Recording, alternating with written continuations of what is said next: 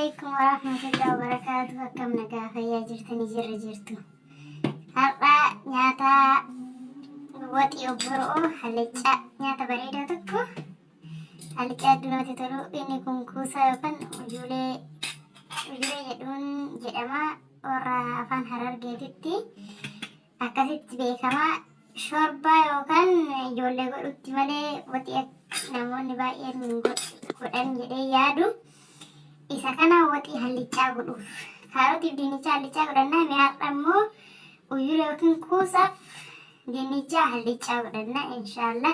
Kaarootii tokkocha qofa na barbaachisaa. Kaarootii tokkocha kan itti faaqaa isa kana immoo akka kukkutee itti godhu hojii ilaalla.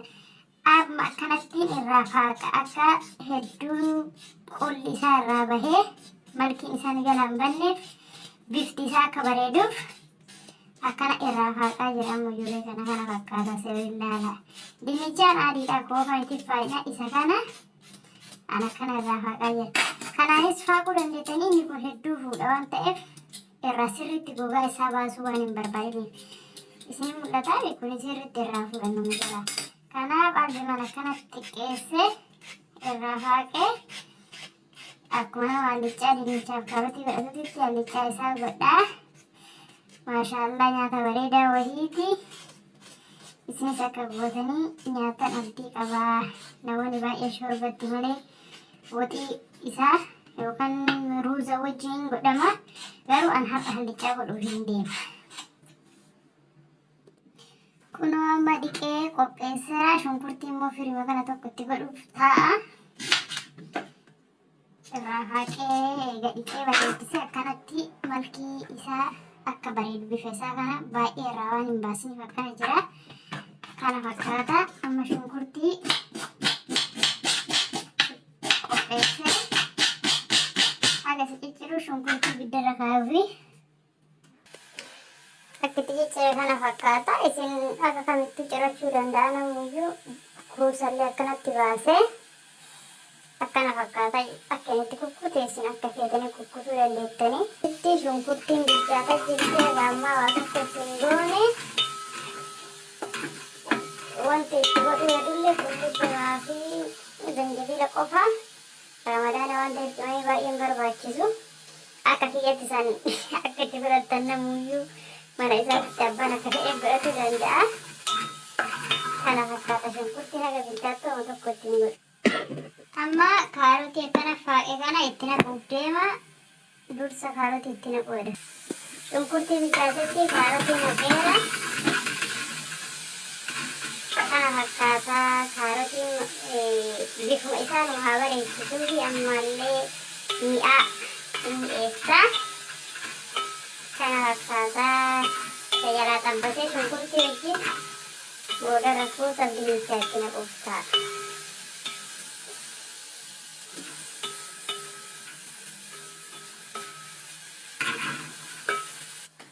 Watiin kiyyaallee baay'ee guddaa hin ta'in qullubbii kunoo maankaa xiqqaa shaayii tokkotti godhe dinnichaan akkana jala xabbafamee jira.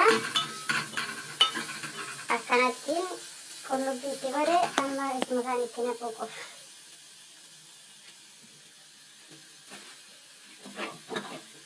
Qullubbii itti godhe booddee waan kan fayyadamu hedduu irdiidha. Irdiis akkanuma maankaa xiqqoo tokkotti godhaara.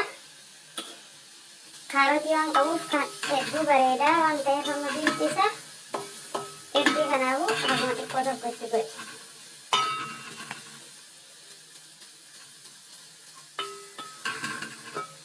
Amma kuusaa fi dinnicha dhiqee fidee itti naqeera. Kana fakkaata. Kun amma akkana waliin dha'ee akkana fakkaata. Malkiin isaa bareede. Bishaan ho'aa dura waan qabuuf bishaan ho'aa itti naqee akka inni bilchaatu ibidda jalaa qannasee dhiisee bishaan ho'aa itti dabalee kana fakkaata. Bishaan xiqqoo irra guchisiisee akka dafee naa bilchaatuu fi akkana fakkaata. Kaarootii waan qabuuf bifti isaa hedduu nama bareeda. Irdii xiqqoo tokko itti godhee inshaallah yoo bilchaate jedhe akka inni bareedu wajjimaan laalla. Amma bilchaate nyaatuuf oolu fakkaata. Haalaan wajjin waaw maashaallah akka bareedu beeksisa. Mee lallaafaa cabsine bishaan fixateera amma akkasumatti dhiisee qadaadee amma bilchaatee fakkaata. Akka jala caccabee hin bulluudheef waliin hin dhofne waan bilchaateera maashaallah. Bilchaatee soogiddan dagattee soogidda homaa itti godhuu dhabdee akkasii soogidda malee nyaachuu heddaan jedhin abijja. Daganni dhumarra itti godhuufin akkana jala dustee hin qabannee fi qaariyaallee amma itti godhaa. Kanas amma bilchaateera jalaa cufuu bichaadha. Yoo gisee hedduu lallaalee waliin dhaheen bulluqa jedhee dinnichi na jalaa caccabaa hin bareeduu jedhee dhiisee waan amma kana fakkaata. Daqiiqaa lama bichaa ture jalaa dhaamsa nyaachuuf qophoofneera. Geessee haala kanaan kunoo kana fakkaataa kuusan hedduu tokko keessa nama bareeda. Kaarotiin itti faaqame kun baay'ee mul'atu. Kun akkana qopheessineerra nyaachuufi nyaadhaan wajji kottaa nyaadhaa isiniin jenna haa nyaannu akkana fakkaata. Yoo das isin jedhe koomantii laayikii kennaa.